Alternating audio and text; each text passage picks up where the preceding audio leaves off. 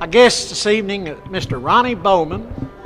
But the nice thing about it is we have your wife with you today, is Garnet Bowman. Now, Garnet, pardon me, Ronnie, we don't need to talk to you. Garnet, where are you originally from? South Point, Ohio. South Point, Ohio. We knew that, but we wanted all our audience to know about it. But thank you so much for coming. And Ronnie, thank you for coming. This is the third time we've had you up here. That's right. I'm glad to be back and to keep carrying on the tradition here, and it's a wonderful place to play.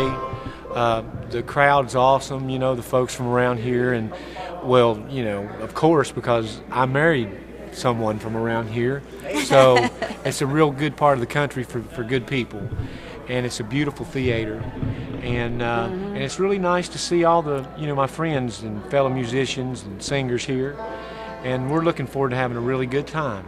Well, I'm sure we're going to. Now let me ask you a couple of questions about your songwriting. Okay. Now you're on a roll in the Boys of Nashville. You and Kenny Chesney. What's the last one you had with the song you wrote with Kenny? I think it went to #1.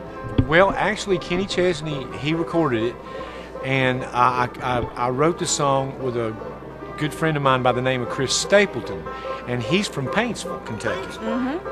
He'll be, yeah. And he'll be here tonight. He's bringing his wife and who's a great singer in her own right, Morgan Hayes, and Allison Morgan Stapleton, and his mom and dad, I think, are coming, and sister, yeah. And so I wrote it with Chris, and then after they heard our little work tape of it, they wanted to know who the guitar players was on it, and so I told them it was me and Chris Stapleton, and so they called me and Chris, so we actually got to record the guitars on that cut, yeah, and it went #1, I think, in 7 weeks, which at the time it was the fastest rising country music hit in the history.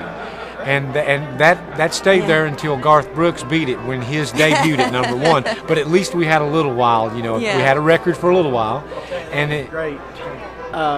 Ronnie wrote a song, and you did it last time you were up here, called "Here I Am." Yes. I couldn't believe the response we've got. That people, I get a lot of emails from it, and then I'd forward the emails to you, Garnet, because I thought Ronnie recorded it. Yeah. People would say, "Where can I buy this CD?" And I just shoot them to Garnet. Come find out you never did record it, though, did you? No, I didn't. After Sean Lane and myself, we co-wrote the song together while we were out. We were touring with Leanne Womack, me and Sean Lane from Blue Highway. We were in San Diego, and we talked about the song sort of on the plane to San Diego, and then after a show that night, we got up the next day, and I looked out the window. And I was on like the 23rd, 24th floor, and it overlooked this park, and you could see everybody, when they were going to meet. You could just see everything. And from that idea, I called up Sean's room and I said, "Man, I think I've got it.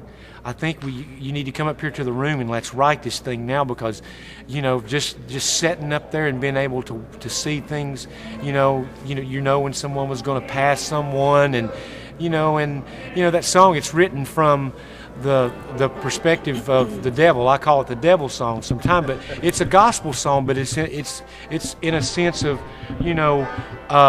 real life, about like to beware and to be cautious, because you get too overconfident sometimes. You might you might lose your way and get out of the light, and we're all susceptible to that. So that's where that song came from.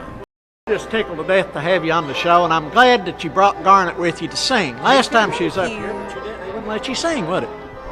That's how he is sometimes. No. You've convinced me now, but we're looking forward to having you, and thank you again for coming up here. Charlie, thank you. us. We love being here. It's always great to come home.